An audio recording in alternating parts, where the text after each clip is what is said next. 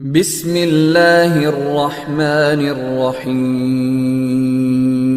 السلام علیکم ورحمۃ اللہ وبرکاتہ۔ قصص الانبیاء کی سیریز چل رہی ہے۔ آج کا ہمارا عنوان ہے آفتاب رسالت صلی اللہ علیہ وسلم کا طلوع۔ اب آفتاب رسالت طلوع ہونے کو ہے اور کفر کی تاریکی کے دور ہونے کا وقت آ گیا ہے۔ دنیا جو گناہوں کی نجاست میں غرق تھی، اب نئی زندگی اختیار کرنے کو ہے۔ شیطانی طاقتیں اور طاغوتی قوتیں ملیا میٹ ہونے والی ہیں اور خدا کی بادشاہت جیسے آسمان پر ہے ویسے ہی زمین پر قائم ہونے والی ہے۔ دنیا جو ظلم و ستم اور توہین و اسین سے بھر گئی ہے، اب عدل و انصاف اور ایمان و یقین سے معمور ہونے والی ہے۔ ظلمت اور تیرگی کے بادل جو تمام عالم پر چھائے ہوئے ہیں، اب چھٹ جانے کو ہے۔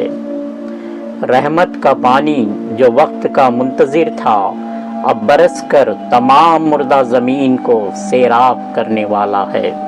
ہر طرف جو فساد کی آگ بھڑک رہی ہے، اب وہ امن و سکون کے قلب میں تبدیل ہونے والی ہے۔ سختی و درستی جس کا دنیا بھر میں عمل دخل تھا، اب نیست و نابود ہونے والی ہے۔ زیر دستوں پر ظلم اور کمزوروں پر ستم اب ختم ہونے والا ہے۔ دنیا کا ہادی صلی اللہ علیہ وسلم، عالم کا رہبر صلی اللہ علیہ وسلم اور دونوں جہاں کا سردار صلی اللہ علیہ وسلم خدائی دربار سے نبوت کی پاک خلعت پہن کر باہر نکلنے والا ہے۔ بد اخلاقی، بدتیاتی اور فسق و فجور جو شیطان کا طرز افتخار ہے، اب مٹ جانے والے ہیں اور ان کی بجائے خلوص، محبت، یگانت کا دور دورہ ہونے والا ہے۔ خدائے ذوالجلال کا چہرہ اب نظر آنے کو ہے۔ شیطان اپنی لعنتی منہ چھپا کر بھاگنے کی تیاریاں کر رہا ہے۔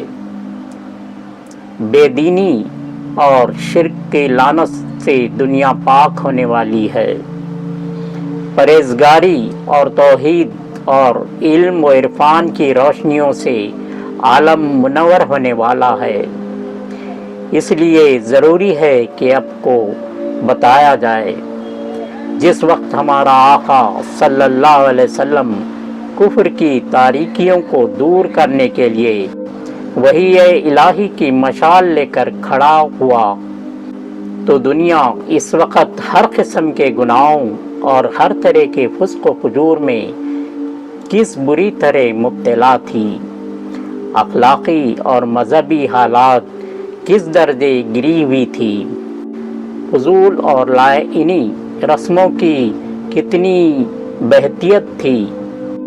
تہمت اور وہمیت کا کیسا جال پھیلا ہوا تھا۔ معمولی باتوں پر کٹ مرنے اور چھوٹے چھوٹے امور پر برسوں لڑتے رہنے کا کتنا لا انتہائی سلسلہ جاری تھا، اور اس کے بعد اس رحمت للعالمین صلی اللہ علیہ وسلم نے آ کر دنیا کی کایا کیسی پلٹ دی۔ اس بیان کی ضرورت اس لیے محسوس ہوئی، بتوں کا سردار خدا کے گھر میں کعبہ کو حضرت ابراہیم علیہ السلام اور حضرت اسماعیل علیہ السلام نے صرف خدا کی عبادت کے لیے بنایا تھا، لیکن بعد میں ان کی اولاد گمراہ ہو گئی اور خدا کی پرستی چھوڑ کر بتوں کو پوجنے لگی۔ اس ضلالت میں یہ لوگ اس قدر بڑھ گئے کہ خود خانہ کعبہ میں بت لا کر رکھ دیے اور ان کی پوجا پاٹ کرنے لگے۔ ان بتوں کی تعداد آہستہ آہستہ زیادہ سے زیادہ ہوتی گئی، یہاں تک کہ 360 تک پہنچ گئی۔ خدا کی پناہ، شاید دنیا کے کسی بت خانے میں اتنے بت نہ ہوں گے جتنے خدا کے اس گھر میں رکھے ہوئے تھے۔ کعبے کے ان خداؤں کا سردار حبل تھا۔ یہ بت خانہ کعبہ کی چھت پر نصب تھا۔ اسی کم وقت سے عرب میں بت پرستی کا رواج شروع ہوا تھا، جس کی کہانی حسب ذیل ہے۔ مکہ کا مقتدر رئیس اور کعبہ کا متوالی قبیلہ حضائط کا ایک شخص عمرو بن لوہی تھا۔ یہ ایک مرتبہ سخت بیمار ہو گیا۔ ہر چند علاج ملوچ کے لیے صحت نہ ہوئی۔ کسی نے اسے بتایا کہ ملک شام کے مقام معاب میں ایک چشمہ ہے، اگر اس کے پانی سے نہاؤ تو تمہارا مرض دور ہو جائے گا۔ چنانچہ عمرو وہاں گیا اور چشمے کے پانی سے غسل کر کے تندرست ہو گیا۔ معاب کے قیام کے دوران اس نے گاؤں کے باشندوں کو دیکھا کہ بتوں کو پوج رہے ہیں، ان کے آگے سجدہ کر رہے ہیں۔ عمرو کے لیے یہ بات بالکل ہی نئی تھی۔ یہ تماشا دیکھ کر اسے بڑی حیرت ہوئی اور اس نے تعجب سے پوچھا کہ بھائی، تم انہیں کیوں سجدہ کر رہے ہو اور یہ کون ہے؟ معاب والوں نے جواب دیا، میاں تمہیں اتنا بھی پتہ نہیں، یہ تو بے انتہائی مفید وجود ہے۔ یہ ہماری ہر ضرورت کو پورا کرتے ہیں اور ہماری ہر حاجت کو برلاتے ہیں۔ یہ ظاہر میں تو پتھر نظر آتے ہیں، مگر حقیقت میں بڑی طاقتوں والے ہیں۔ جب ضرورت ہوتی ہے بارش برس دیتے ہیں، جب حاجت ہوتی ہے دھوپ نکال دیتے ہیں، ہمارے دشمنوں کو پامال کرتے ہیں، ہمارے دوستوں کو نہال کرتے ہیں، ہمیں راحت، آرام اور خوشی بخشتے ہیں، بیماری سے شفا اور قرض سے نجات دیتے ہیں۔ غرض ہم ان سے جو التجا کریں وہ اسے پوری کرتے ہیں۔ عمرو بن لوہی نے جو یہ لچے دار بیان سنا تو اپنی بے وقوفی کی ترنگ میں بے اختیار ان سے کہنے لگا، جب یہ بات ہے تو تم لوگ بڑے مزے میں ہو۔ اگر تم مہربانی کر کے ان میں سے ایک بت مجھے بھی دے دو تو میں اس کو اپنے وطن میں لے جاتا ہوں، تمہارا تو اس میں کوئی حرج نہیں ہوگا، مگر ہم لوگوں کو بڑی آسانی ہو جائے گی۔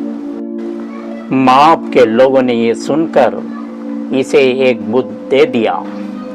یہی حبل تھا جسے عمرو نے لا کر خانہ کعبہ کی چھت پر رکھ دیا اور سارے عرب میں گھر گھر پھر کر لوگوں کو اس کے پوجنے کی ترغیب دینے لگا۔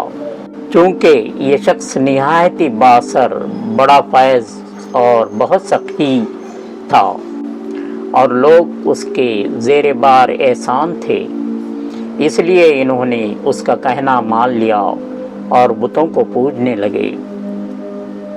رفتہ رفتہ نوبت یہاں تک پہنچی کہ کعبہ بت پرستوں کا طریق بن گیا۔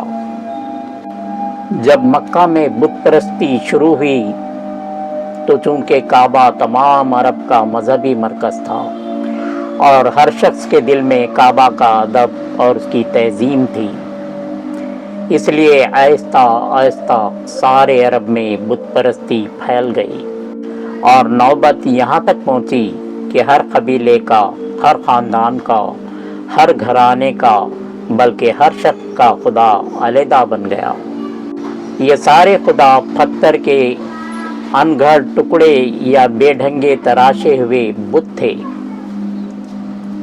جب کوئی شخص سفر پہ جاتا تو اپنے ساتھ 3 پتھر لے جاتا، راستے میں جہاں قیام کرتا ان پتھروں کا چولہا بنا کر کھانا پکاتا اور کھا پی کر جب فارغ ہو جاتا تو انہی میں سے ایک پتھر اٹھاتا اور اس کے آگے سجدے میں گر پڑتا۔ مگر یہ پتھر ساتھ لے جانے کا قصہ درمیانی زمانے کا تھا، جب بت پرستی ان کی رگ رگ میں سما گئی تھی تو پھر اس کی بھی ضرورت نہ رہی، सफ़र में जहाँ पड़ाव डालते वहीं से एक पत्थर उठा लाते और उसे अपना खुदा बना लेते। वैसे भी एहतियातन हर एक की जेब में एक पत्थर रहता था। राह चलते में जिस वक्त दिल चाहा निकाल कर उसकी पूजा कर ली और फिर उसे जेब में डाल लिया। मगर तमाशा ये था कि बावजूद बुत परस्ती के इस इश्क के जब उन्हें गुस्सा आता तो अपने खुदाओं को बुरा भला कहने से भी नहीं चूकते थे। उमराउल कैस एक बहुत मशहूर शायर था। उसके बाप को किसी ने कत्ल कर दिया। उसने अपने बुत के सामने जाकर फाल ली कि मुझे बाप के कातिल से बदला लेना चाहिए या नहीं। बदकिस्मती से फाल में निकला कि क़सास नहीं लेना चाहिए। शायर को गुस्सा तो बहुत आया, मगर उसने ख्याल किया कि शायद फाल लेने में गलती हो गई। भला बुत ऐसी नाइंसाफ़ी का हुक्म किस तरह दे सकता है। इसलिए दोबारा फाल ली, मगर फिर भी फाल में यही निकला कि बदला नहीं लेना चाहिए। अब तो शायर के गैज़ व गज़ब की हद ना रही। उसने निहायती तैश में आकर अपने खुदा पर थूक दिया और कहने लगा, कमबख्त, अगर तेरा बाप मारा जाता तो फिर मैं देखता कि तू किस तरह क़सास ना लेता। एक आदमी का ऊँट कुछ बीमार था। वो इसे अपने बुत के पास ले गया और उससे इल्तिजा करने लगा कि इसे तंदुरुस्त कर दे। उस बुत का नाम सईद था। इत्तेफाकन बुत को देखते ही ऊँट बिदक कर भागा और आन की आन में नज़रों से गायब हो गया। इस पर अरबी बड़े गुस्से में भर कर बोला, और बदनसीब बुत, ये तूने क्या हरकत की? बतला अब मैं क्या करूं और कहाँ से अपनी ऊँट को ढूंढ कर लाऊं? तुझे सईद किसने बनाया? तू तो मनूस है। ये कहा और बड़ी नफरत के साथ बुत के चेहरे पर जोर से एक पत्थर दे मारा, जिससे उसकी नाक टूट गई।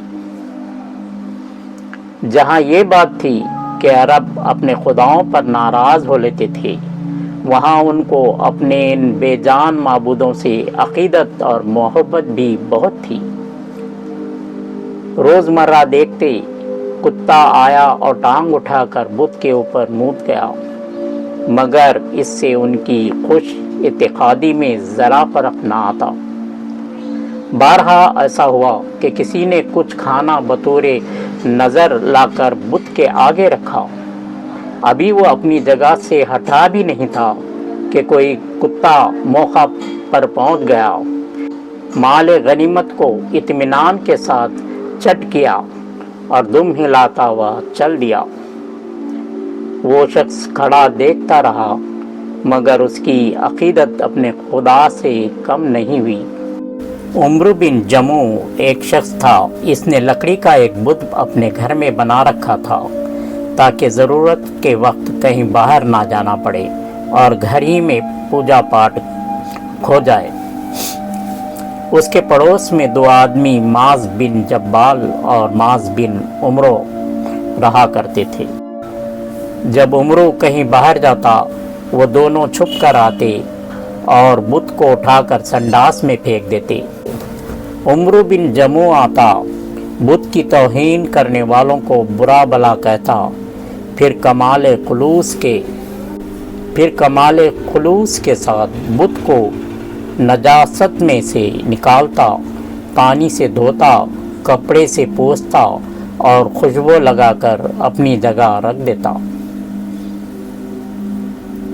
ये तमाशा रोज़ इसी तरह होता, लेकिन ना वो दोनों पड़ोसी अपनी शरारत से बाज आए, ना इस बेचारे के दिल में अपने बुत की तरफ से कोई बदअकीदगी पैदा ना हुई।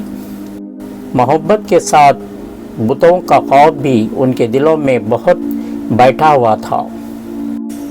एक लड़के को उसकी माँ ने कुछ दूध, थोड़ा सा मक्खन और ज़रा सा पनीर दिया कि जा हमारे माबूदों पर चढ़ा। खालिस दूध, ताज़ा मक्खन और उम्दा पनीर को देखकर लड़के का दिल बहुत ललचाया और बेख्तियार उसका जी चाहा कि दूध, मक्खन और पनीर खुद चट कर जाएं और माँ से जाकर कह दें कि चढ़ा आया। मगर फिर ख्याल आया कि अगर बुतों ने इस गुस्ताखी पर नाराज़ होकर मेरी गर्दन तोड़ डाली तो क्या करूँगा। इस मुश्किल का कोई हल लड़के की समझ में ना आया, इसलिए नाचारा और जबरन दूध, मक्खन और पनीर के प्याले ले जाकर बुतों के आगे रख दिए। अगरचे मुंह में पानी भरता रहा। अभी कुछ देर ना गुजरी थी कि एक कुत्ता आया। उसने दूध पी लिया और मक्खन और पनीर खा लिया, फिर इन बुतों पर पेशाब कर दिया। फारिग होने के बाद जिधर से आया था उधर ही चल दिया। एक मर्तबा बड़े मज़े का तमाशा एक बुत के साथ हुआ।